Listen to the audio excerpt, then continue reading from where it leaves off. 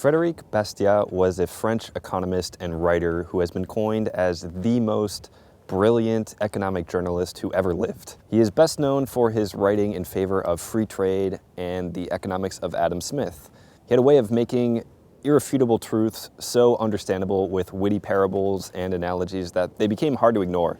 This all started when he learned about restrictions on the import of wheat, barley, rye, and oats, and published a series of articles attacking the logic behind this protectionism.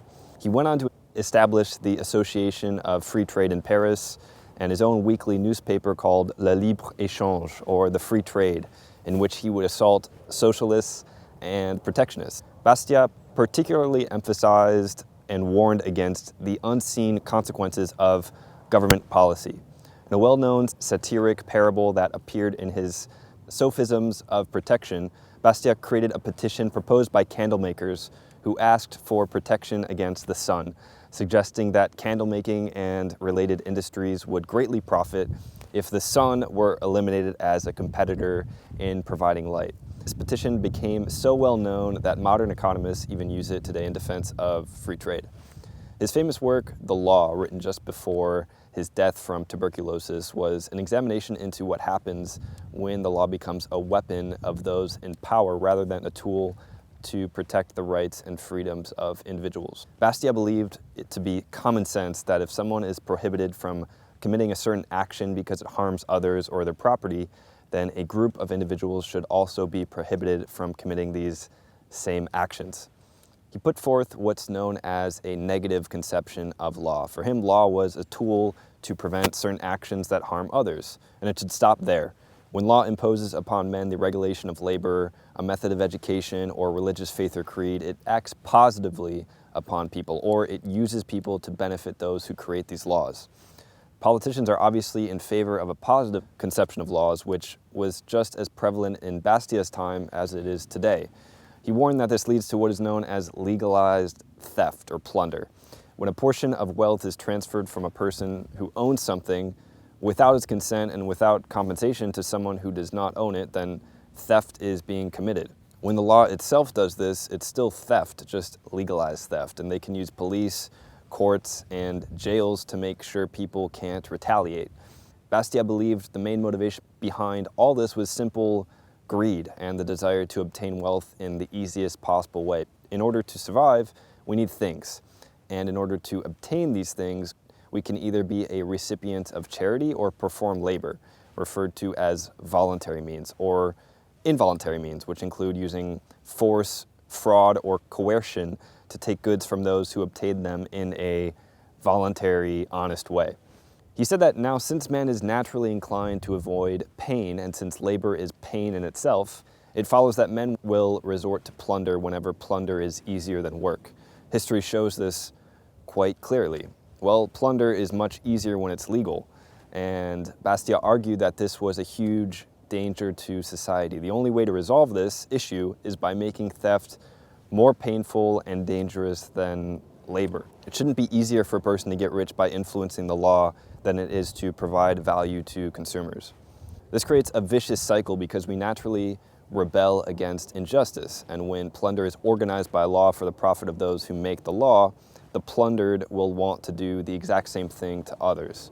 Such laws make this sort of behavior emerge in the first place. Since legalized plunder becomes a great way to get wealthy easily, its societal effects are forgotten. Bastiat claimed that the present-day delusion is to enrich others at the expense of everyone else, to make plunder universal under the pretense of organizing it. He warned against false philanthropy, or the belief that legalized plunder is the best way to alleviate poverty and suffering. Politicians look at the world from the seclusion of their offices and see all this inequality and poverty, but they never ask themselves if it was originally caused by this legalized theft, so they attempt to remedy it by doing more of the exact same thing. But just because Bastiat didn't like false philanthropy does not mean he didn't care about those in need.